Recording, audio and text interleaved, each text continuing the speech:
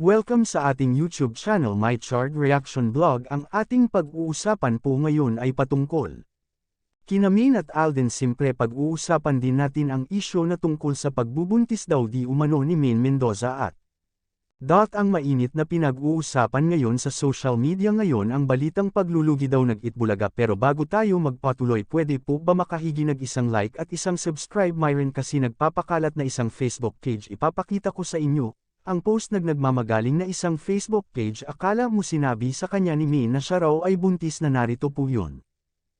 Ayan po yung post ng isang nagmamagaling na Facebook page. Akala mo kaanak siya ni Maine o nagmanga atayde.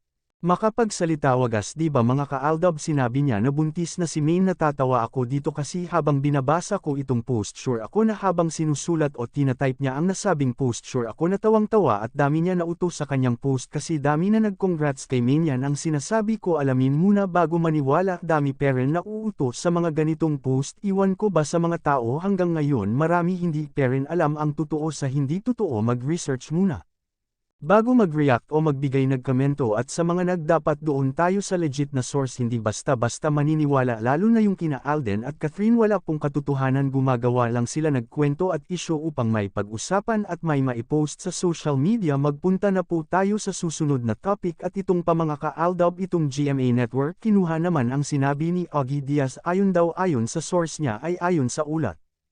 Sinabi ni Ogie Diaz na nanliligaw si Alden Richards kay Catherine Bernardo. Ayon sa isang source mula sa kampo ni Catherine, makikita raw ito sa kanilang body language. Ang pamilya ni Catherine ay sinasabing suportado ang relasyon ng dalawa. Pero wala siya o wala silang maipakitang resibo at ebidensya. Madaling sabihin yan yung mga sinasabi nila kina Alden at Catherine Bernardo hindi po confirm, pero sa inaasta nila at sa pinagsasabi nila ay parang confirm na. Sa totoo lang wala pang sinasabi yung dalawa mga Facebook page na bayaran at mga vloggers na akala mo totoo ang sinasabi yung mga video na pinapakalat sa social media ni na Catherine at Alden. Walang kinaiba yan doon kina Maine at Arjo, same story style pero ibang. May part 2 po itong update ko hatukol ito sa issue nag-Itbulaga. Bukas po yung part 2 at bago tayo magpaalam, may isa pang post itong Facebook page na tungkol daw sa pinaglilihihan daw ni Maine dahil daw buntis na daw itong si Maine.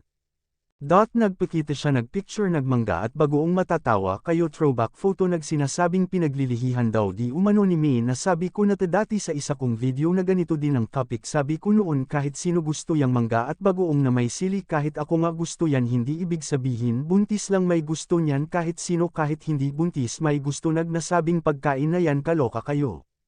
Mga sarswela, hindi porke sinabi niya yun maniniwala agad kayo, di ba lagi naman namin sinasabi na alamin muna bago maniwala. Hindi yung maniwala. Bukod sa buntis issue ni Maine, si Catherine Bernardo naman daw ang buntis kay Alden daw, kaso ang problema yung nanay ni Catherine Bernardo. Base sa aking pagsasaliksik, may kumakalat ngayon na balita na diba sabi daw nila buntis daw kuno itong si Catherine Bernardo, ngunit sa pagkakaintindi ko sa balitang gawa-gawa ng mga vlogger sa FB, noong sinabi daw ni Catherine sa kanyang nanay na siya raw ay buntis ay balak daw kasohan si Alden Aidmanda. Ayon ito sa sinabi nagmamagaling na Facebook page na ipakita ko sa inyo ngayon. Hindi mo maintindihan kung saan nila nakukuha yung mga balita na yan.